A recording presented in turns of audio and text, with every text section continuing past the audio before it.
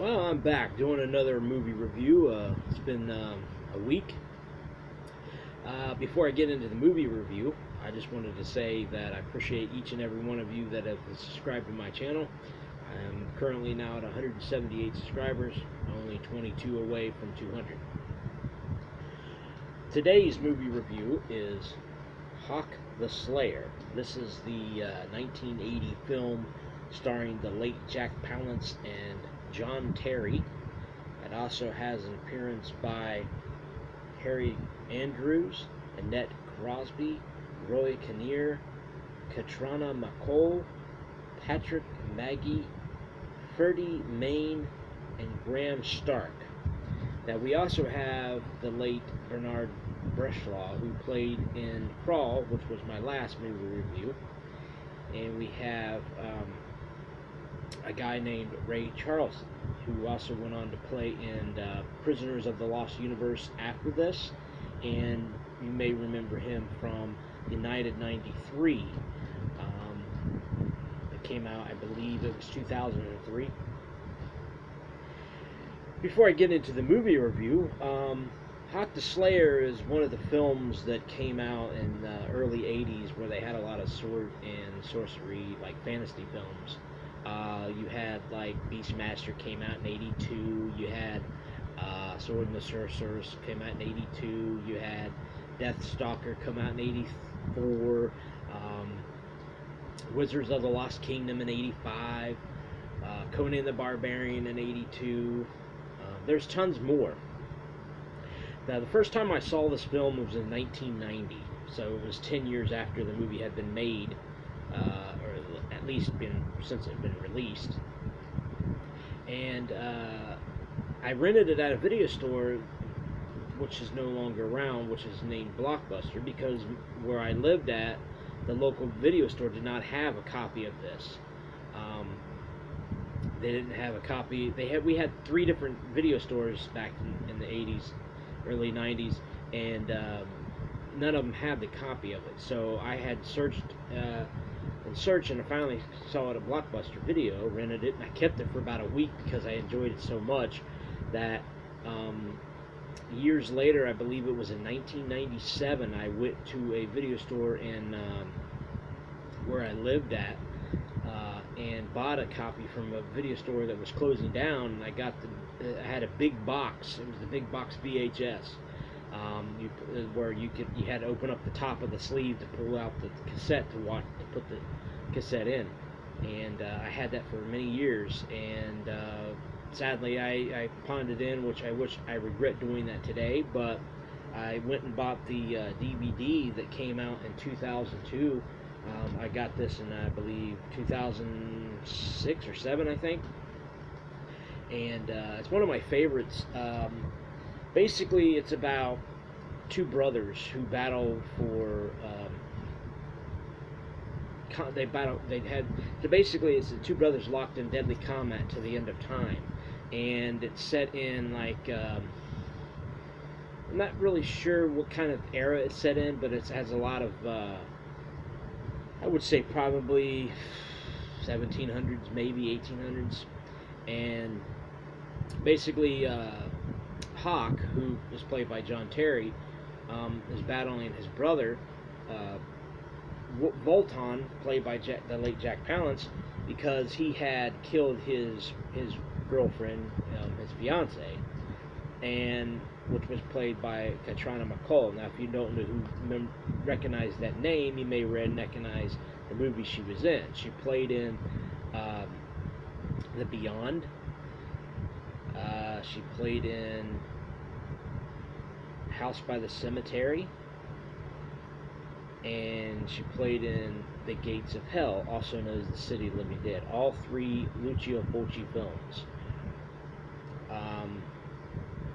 So he kills his girlfriend, wife, fiance, whatever, and they're battling each other. So he finds this guy who has a missing arm, played by W. Morgan Shepherd, and those 2 go on a journey to find some help to go against Voltan and his henchmen.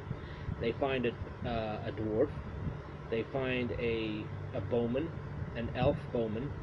They also find a giant Gort, which is played by obviously Bernard Bresslaw. Ray Charlson plays the elf, and who plays Baldwin, the elf, the dwarf. He, I can't quite remember his name, but anyway, he finds each on his way he goes and finds these three people, and when he finds Gort is trying to fix the guy's wheelbarrow, and they try to fight him, and then Hawk shows up and helps him out. Same thing with the dwarf. The dwarf is getting persecuted and put on fire because of whatever he supposedly done, and the elfin bowman Crow, which is played by Ray Charlson, like I said, he's battling this guy to see who can shoot there the closest and first. So yeah, that's leads up to the part where Hawk and his friends go up against Voltan and Hitchman, and in the process they do win. Now the ending of the movie, for people who haven't seen this, you may skip this little section here. This is a spoiler. They do leave it open for a sequel, and here it is 37 years later, no sequel. I heard some rumblings back in 2008 up to 2015 that they were going to do a sequel to it. I have yet to see that, but it's classic in my opinion. The DVD here it also includes a photo gallery and original theatrical trailer, and it does have an insert. So if you haven't seen it or you would like to see it, you can get it for a pretty good price on Amazon or eBay. Let's see, the acting. The acting was not bad. I mean, the roles that were played were definitely played to the best they could do. The directing was not bad, and the writing of the movie wasn't bad. The cinematography was good for what it was in 1980. The special effects are what they are. A little side note is that